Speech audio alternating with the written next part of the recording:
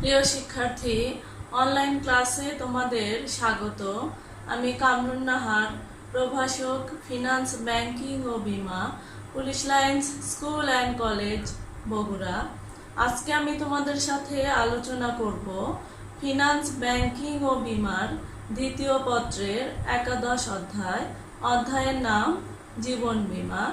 গত ক্লাসে জীবন বীমার কিছু অংশ অর্থাৎ এই অধ্যায়ের কিছু অংশ তোমাদের সাথে আলোচনা করেছি। তো আজকে আমরা এই অধ্যায়ের বাকি অংশটুকু আলোচনা করব। গত ক্লাসে আমরা শিখেছি জীবন বীমা পত্রের শ্রেণী বিভাগ এবং সেখানে আমরা দেখেছি যে মেয়াদের ভিত্তিতে জীবন বীমা পত্র কত ধরনের হয়ে থাকে। মেয়াদের ভিত্তিতে জীবন বীমা পত্র 3 ধরনের হয়ে থাকে: মেয়াদি জীবন বীমা পত্র, আজীবন বীমা পত্র, সাময়িক বীমা পত্র। এগুলা সম্পর্কে গত ক্লাসে জেনেছি। তো দেখো, আজকে আমরা শিখব বীমা সালামি পরিশোধের পদ্ধতির ভিত্তিতে জীবন বীমাটা কত ধরনের হয়ে থাকে। অর্থাৎ বীমা সালামি পরিশোধের ভিত্তিতে জীবন বীমাটা 2 ধরনের। একটা হচ্ছে একক কিস্তি বীমাপত্র আর একটা সমকিস্তি বীমাপত্র। তো প্রথমে আমরা জানবো একক কিস্তি বীমাপত্রটা কি। বীমাপত্র খোলার পরে যখন বীমা গ্রহীতা বীমা দাবি পাওয়ার জন্য বীমাকারীকে প্রিমিয়ামটা একবারে পরিশোধ করবে, সেটাই হচ্ছে একক কিস্তি বীমাপত্র। অর্থাৎ এই ক্ষেত্রে যেহেতু প্রিমিয়াম একবারে পরিশোধ করতে হয়, সেই ক্ষেত্রে প্রিমিয়ামের পরিমাণটাও বেশি হবে। যেমন একজন ব্যক্তি, সে হচ্ছে বীমা গ্রহীতা,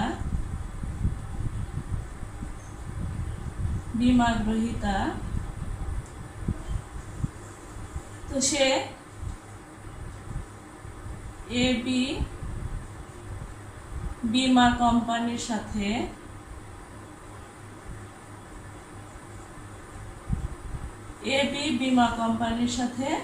বীমা করবে। এই ক্ষেত্রে এবি বীমা কোম্পানি হচ্ছে বীমাকারী।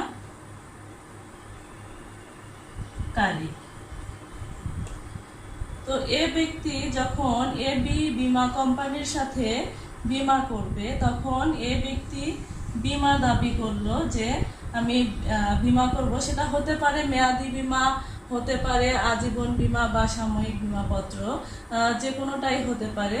তো সেই ক্ষেত্রে ধরো সে মেয়াদি বীমা করবে, যে আমি বীমা করব 10 বছর পরে আমাকে 20 লক্ষ টাকা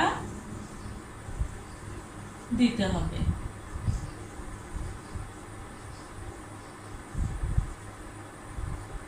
এরকম দাবি করলো যে এই শর্তে সে বীমা করবে।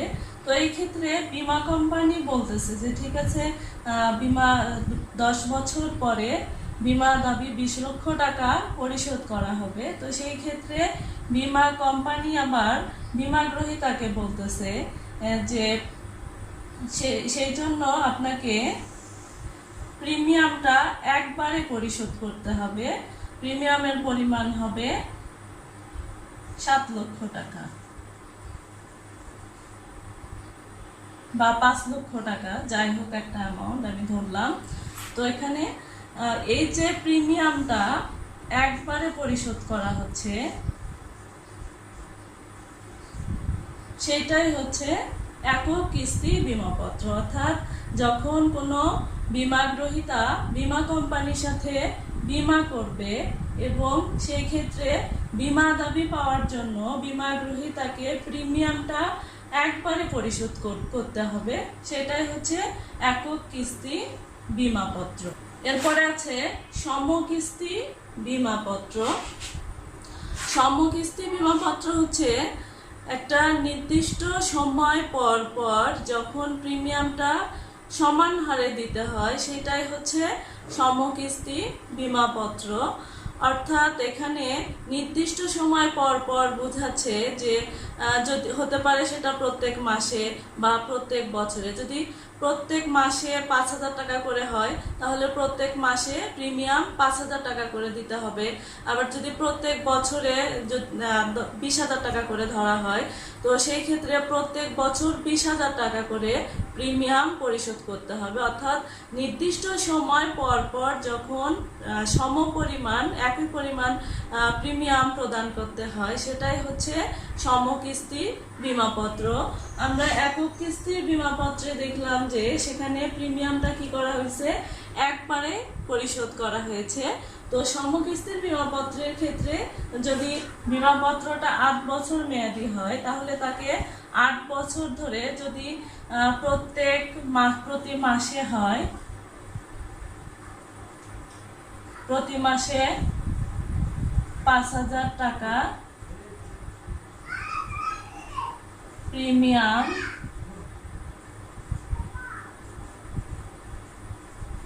দিবে। অর্থাৎ যদি এটা মেয়াদি বীমা হয়, 8 বছরের জন্য যদি কেউ বীমাপত্র করে এবং সেটার কিস্তি যদি সমকিস্তি বীমাপত্র হয়, তাহলে সেই ক্ষেত্রে ওই ব্যক্তিকে প্রত্যেক মাসে 5,000 টাকা করে প্রিমিয়াম দিতে হবে। যদি প্রত্যেক বছরে হতো তাহলে প্রত্যেক বছরেই দিতে হতো। এটাই হচ্ছে সমকিস্তি বীমাপত্র। এরপরে আছে বীমা গ্রহীতার সংখ্যার ভিত্তিতে জীবন বীমা কত ধরনের হয়ে থাকে। বীমা গ্রহীতার সংখ্যার ভিত্তিতে জীবন বীমা 2 ধরনের হয়ে থাকে। একটা হচ্ছে একক জীবন বীমাপত্র আর একটা বহু জীবন বীমাপত্র। তো আমরা প্রথমে জানবো যে একক জীবন বীমাপত্রটা কি। যে বীমাপত্রে শুধুমাত্র একজন ব্যক্তির জীবনের জন্য বীমা করা হয়, সেইটাই হচ্ছে একক জীবন বীমাপত্র।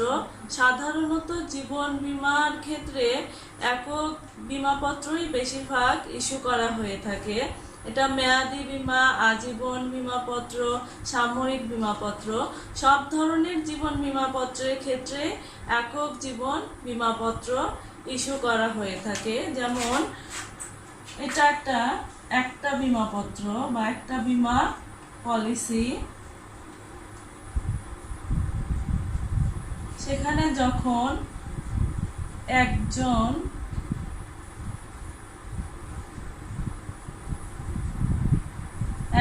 ব্যক্তির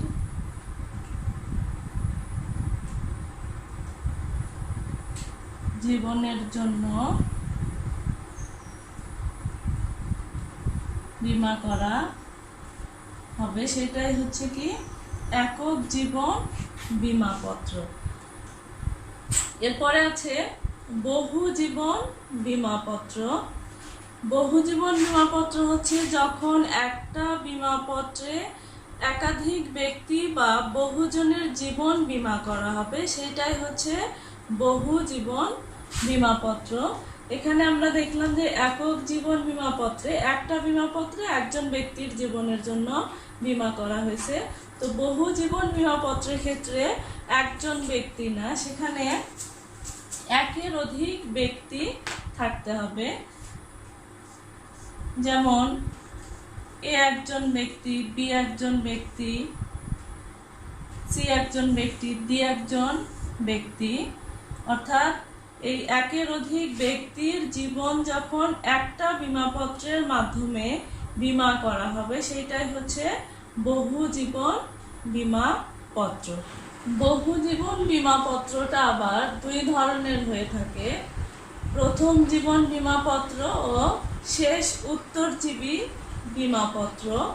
আমরা প্রথমে জানবো যে প্রথম জীবন বীমাপত্রটা কি। বীমাকৃত ব্যক্তিবর্গের মধ্যে যে কোনো একজনের মৃত্যুতে যখন বীমা দাবি পরিশোধ করা হয়, সেটাই হচ্ছে প্রথম জীবন বীমাপত্র। যেমন এখানে বহু জীবন বীমাপত্রের ক্ষেত্রে যে একটা বীমাপত্রে যখন একাধিক ব্যক্তির জীবনকে বীমা করা হয়, সেইটাই হচ্ছে বহু জীবন বীমাপত্র। এবং এই ক্ষেত্রে যখন যে কোনো একজন ব্যক্তির মৃত্যুতে বীমা দাবি পরিশোধ করা হয়, সেটাই হচ্ছে প্রথম জীবন বীমাপত্র। যেমন এ ব্যক্তি মৃত্যুবরণ করলে বীমা দাবি পরিশোধ করা হবে, বা এক্ষেত্রে বি ব্যক্তি মৃত্যুবরণ করলে বীমা দাবি পরিশোধ করা হবে। অর্থাৎ যে ব্যক্তিবর্গের জীবন একটা বীমাপত্রে বীমা করা হয়, সেই ক্ষেত্রে তাদের মধ্যে যে কোনো একজনের মৃত্যুতেই যখন বীমা দাবি পরিশোধ করা হয়, সেটাই হচ্ছে প্রথম জীবন বীমাপত্র। এরপরে আছে শেষ উত্তরজীবী বীমাপত্র। শেষ উত্তরজীবী বীমাপত্রের ক্ষেত্রে বলা হচ্ছে যে একজনের মৃত্যুতেই কিন্তু বীমা দাবি পরিশোধ করা হবে না বা বীমাপত্রের কার্যকারিতা হারাবে না। তো এই ক্ষেত্রে সর্বশেষ জীবিত ব্যক্তি মারা যাওয়ার পরে যখন বীমা দাবি পরিশোধ করা হয়, সেইটাই হচ্ছে শেষ উত্তরজীবী বীমাপত্র।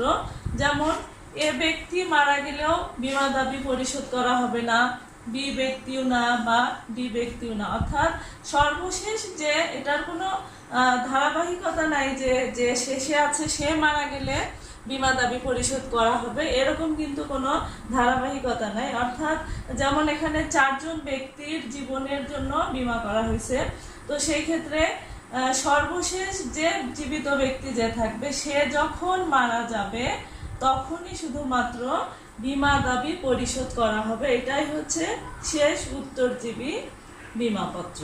আমরা জীবন বীমাপত্রের শ্রেণী বিভাগে এতক্ষণ দেখলাম যে বীমা গ্রহীতা কিভাবে জীবন বীমাটা করতে পারবে।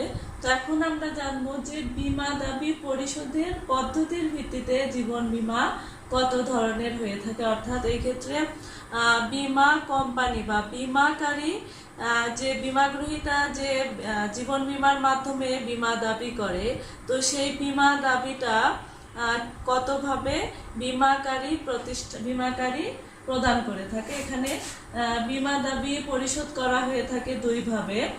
একটা আছে এককালীন বীমাপত্র, আরেকটা আছে বৃত্তি বা কিস্তি বীমাপত্র।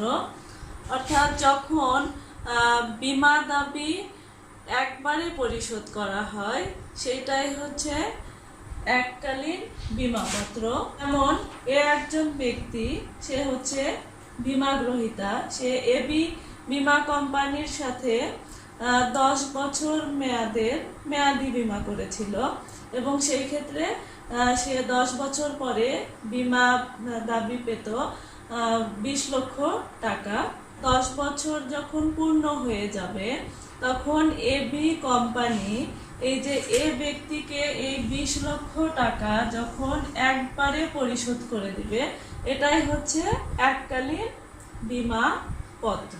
বৃত্তি বা কিস্তি বীমাপত্র। এরূপ বীমাপত্রে সাধারণত বীমা দাবিটা একবারে পরিশোধ করা হয় না। এই ক্ষেত্রে চুক্তি অনুযায়ী যখন মেয়াদ পূর্ণ হয়ে যাবে তখন বীমাকারী চুক্তি অনুযায়ী কি করবে, একটি নির্দিষ্ট সময় পর পর যখন কিস্তি আকারে এই বীমা দাবিটা পরিশোধ করবে, সেইটাই হচ্ছে বৃত্তি বা কিস্তি বীমাপত্র। তো আমরা এককালীন বীমাপত্রের ক্ষেত্রে দেখলাম যে বীমা মেয়াদ উত্তীর্ণ হইলে একবারেই বীমা দাবিটা পরিশোধ করা হচ্ছে, এটা হচ্ছে এককালীন বীমাপত্র।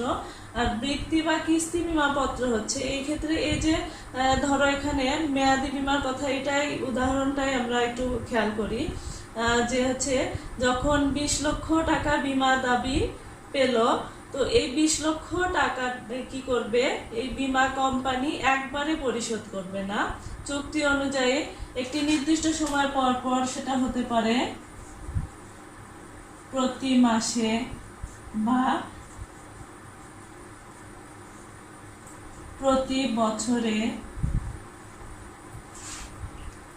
অর্থাৎ এই 20 লক্ষ টাকা একবারে এ ব্যক্তিকে পরিশোধ না করে কি করবে, যদি প্রতি মাসে চুক্তি অনুযায়ী থাকে যে 10,000 করে দিবে, তাহলে প্রত্যেক মাসে 10,000 করে দিবে। এইভাবে যত 20 লক্ষ টাকা পরিশোধ হতে যতদিন সময় লাগবে ততদিন প্রত্যেক মাসে 10,000 টাকা করে দিবে। বা প্রতি বছরে যদি চুক্তিতে উল্লেখ থাকে যে প্রতি বছরে 30,000 টাকা করে দিতে হবে, সেই ক্ষেত্রে প্রত্যেক বছরে 30,000 টাকা করে দিবে। এই 20 লক্ষ টাকা পরিশোধ হতে যতদিন সময় লাগবে ততদিন প্রত্যেক বছরে 30,000 টাকা করে দিবে। সাধারণত অবসরজনিত বা বার্ধক্যজনিত অসহায়ত্বের কারণে এই বৃত্তি বা কিস্তি বিমাপত্র করা হয়ে থাকে। শিক্ষার্থীরা, এতক্ষণ আমরা জীবন বিমাপত্রের শ্রেণীবিভাগ সম্পর্কে জানলাম যে জীবন বিমাপত্র কত ধরনের হয়ে থাকে এবং এই জীবন বিমাপত্র করার ফলে বিমাগ্রহীতা, বীমা দাবি, বীমা কোম্পানি বা বীমাকারী কিভাবে পরিশোধ করে সেটা সম্পর্কে আমরা জানলাম।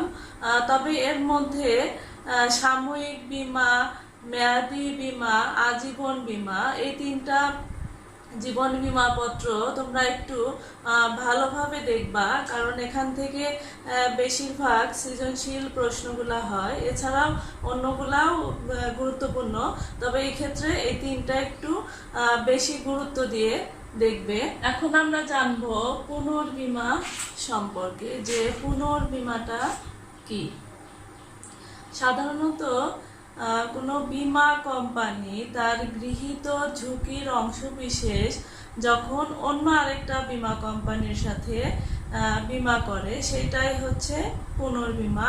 অর্থাৎ এই ক্ষেত্রে বীমা কোম্পানি যদি মনে করে যে তার গৃহীত ঝুঁকির পরিমাণ, অর্থাৎ সে যে পরিমাণ ঝুঁকি গ্রহণ করেছে সেটা তার সামর্থ্যের তুলনায় অধিক এবং এই ক্ষেত্রে তার ব্যবসায়ে মারাত্মক ক্ষতি হতে পারে, সেই ক্ষেত্রে সে কি করবে, তার এই ঝুঁকির কিছু অংশ অন্য আরেকটা বীমা কোম্পানির সাথে বীমা করবে।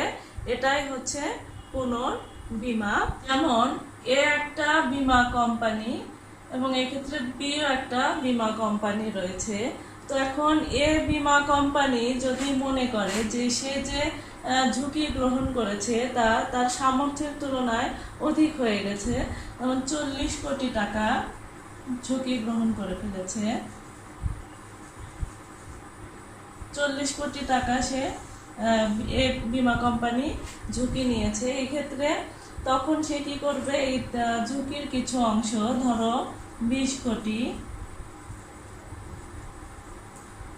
কোটি টাকা কি করবে, এই বীমা কোম্পানির সাথে আবার পুনরায় কি করবে, বীমা চুক্তি করবে। এইটাই হচ্ছে পুনর্বীমা। এই ক্ষেত্রে এ কোম্পানি কি করলো, তার ঝুঁকির 20 কোটি টাকা বি কোম্পানিকে দিয়ে দিল। এই ক্ষেত্রে এ কোম্পানির ঝুঁকির মাত্রা কি হলো, কমে গেল। এটাই হচ্ছে পুনর্বীমা।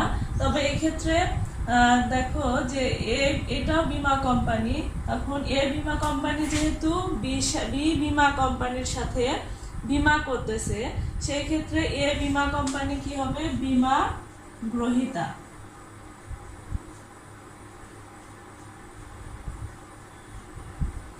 আর এক্ষেত্রে যেহেতু বি বীমা কোম্পানির সাথে বীমা করতেছে, তাহলে বি বীমা কোম্পানি হচ্ছে বীমাকারী। এই ক্ষেত্রে বীমা গ্রহীতা, পুনর্বীমার ক্ষেত্রে বীমা গ্রহীতা এবং বীমাকারী দুইটাই কিন্তু থাকবে বীমা প্রতিষ্ঠান বা বীমা কোম্পানি।